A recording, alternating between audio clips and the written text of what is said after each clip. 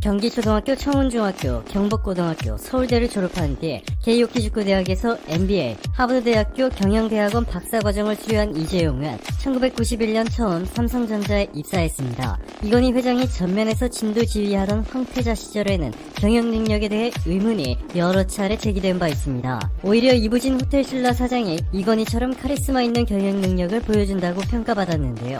최근 수년간 이재용 부회장의 행보는 그야말로 기립박수를 받고 있습니다. 아무리 재벌이어도 같이 겸상조차 하기 어려운 곳으로 유명한 사우디아라비아와 아랍에미리트의 경제 실권을 갖고 있는 실세 왕자들과 돈독한 친분을 쌓으면서 기회의 땅으로 부각되고 있는 중동에서 상상을 초월하는 규모의 수주를 따내며 한국 경제 발전에 큰 공을 세웠습니다. 삼성물산이 컨소시엄을 구성해 2조 2천억 원 규모의 지하철 공사를 수주하는가 하면 사우디의 월스트리트라 불리는 킹 압둘라 금융지구의 3,100억 원짜리 증권거래소 신축 공사도 맡았습니다. 뿐만 아니라 사우디가 600조 원을 투자해 추진 중인 미래도시 네옴건설, 서울 크기의 무려 44배에 달하는 엄청난 규모인데요. 이재용 부회장이 사우디의 실세인 빈살만 왕세자와 남다른 친분을 쌓는 데 성공하면서 한국 기업의 수주 파티가 예상되고 있습니다. 또한 이재용이 미국을 방문해 지니 로메티 IBM CEO와 만났고 이후 IBM은 차세대 CPU 생산을 삼성에 맡긴다는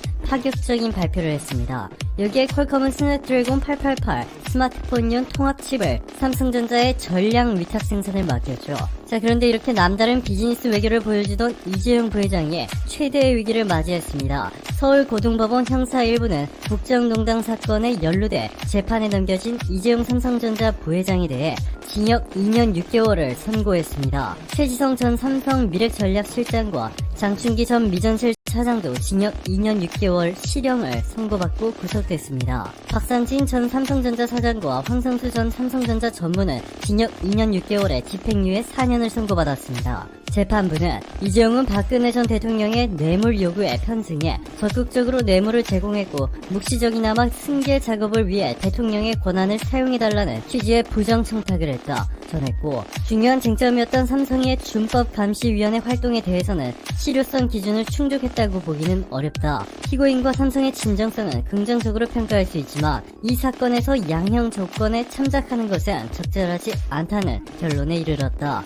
또한 삼성 준법감시위는 일상적인 준법감시 활동과 이 사건에서 문제가 된 위법행위 유형에 대한 준법감시 활동을 하고 있다 라며 앞으로 발생 가능한 새로운 행동을 선제적으로 감시하는 활동까지 하지 못하는 것으로 보인다 판결했습니다. 1078일 만에 이재용 부회장이 다시 구속되면서 삼성과 경제계는 충격에 휩싸였습니다. 코스피 지수는 2% 넘게 급락했고 끝을 모르고 치솟던 삼성전자 주식도 엄청난 매도 물량과 함께 하락하고 있습니다. 자, 그런데 더 충격적인 것은 대만이 삼성의 오너리스크가 최고조에 달한 현재 시점에서 충격적인 발표를 했습니다. 대만의 TSMC가 지난해 설비 투자에 170억 달러를 투자한 데 이어 올해는 280억 달러, 하나로 30조 원을 쏟아부을 것이라 발표했습니다. 올해 삼성전자의 파운드리 투자 규모는 12조 원으로 TSMC가 삼성전자 투자금의 2배를 훌쩍 뛰어넘고 있습니다.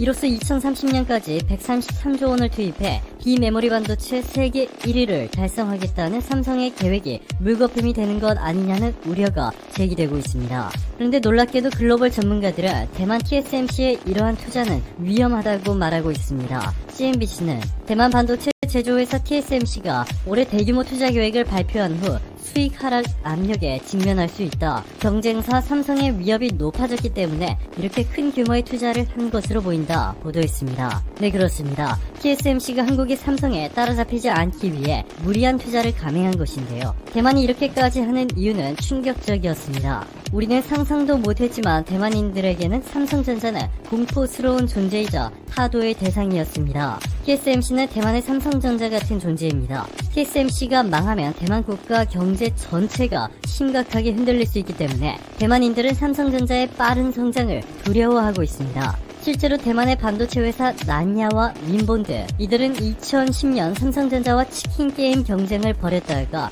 회복하기 어려운 피해를 입었습니다. 당시에도 대만 회사들은 일본 기업들과 연합해 메모리 반도체 시장에서 공격적인 공장 증설과 제품 대량 공급 및 가격 인하 등으로 삼성을 누르려 했지만 기술 격차와 원가 경쟁력에서 패배하며 결국 현재는 존재감이 완전히 사라져버렸습니다. 대만의 매체들도 삼성전자의 흠집을 잡으려 혈안이 됐습니다. 특히 대만 TSMC가 지분을 가지고 있는 매체죠. 디지타임스는 삼성전자가 5나노미터 파운드리 수율 향상에 어려움을 겪고 있다 라는 제목의 보도와 함께 사실 확인이 되지도 않은 내용들과 함께 의도적으로 삼성의 기술력을 깎아내렸습니다. 그리고 또 일본과 손을 잡은 대만, 10년 전 일본과 손잡고 한국에 덤볐다가 글로벌 2류 회사로 추락해버린 대만이 또다시 일본과 손을 잡았습니다.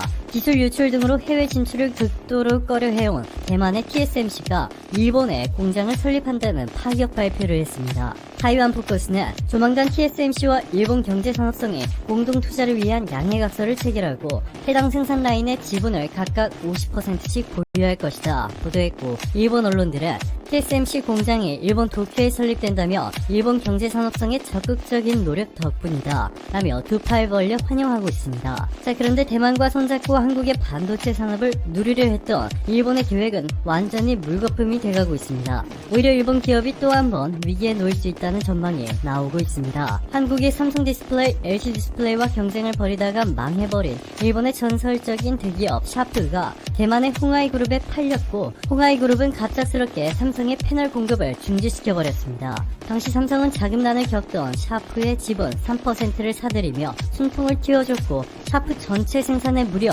50%가량을 사주었는데 대만으로 넘어간 뒤에 배신을 한 것이죠. 대만의 이러한 결정은 구어 타이밍 때문인 것으로 알려졌는데요. 구어 타이밍은 폭스콘 주주총회에서 삼성을 무너뜨리는 게 내 인생 목표다. 일본은 한국과 다르게 뒤통수를 치지 않는다. 일본과 손잡고 3에서 5년 안에 삼성전자를 꺾겠다 말하는가 하면, 아이폰에 비하면 갤럭시는 부끄러운 제품이니 갤럭시를 사지 말고 아이폰 출시를 기다리라 라는 막말까지 서슴지 않았습니다. 이후 샤프는 4년 뒤에 상황이 어려워지자 다시 삼성전자에 패널을 공급해달라고 부탁했지만 삼성전자가 거절한 것으로 알려졌습니다. 삼성 그리고 LG와 가전제품 경쟁에서 밀려 이미지 센서를 미래 먹거리로 혼신의 힘을 다하며 발버둥치고 있는 일본의 소니가 4,800만 화소 이미지 센서를 내놓을 때 삼성전자는 어느덧 1억 800만 화소를 상용화시켰습니다. 갤럭시와 샤오미 플래그십 스마트폰이 이미 삼성전자에 1억 800만 화소를 탑재했고, 소니의 최대 고객인 애플마저 일본을 손절해야 하는 시기가 다가오고 있습니다.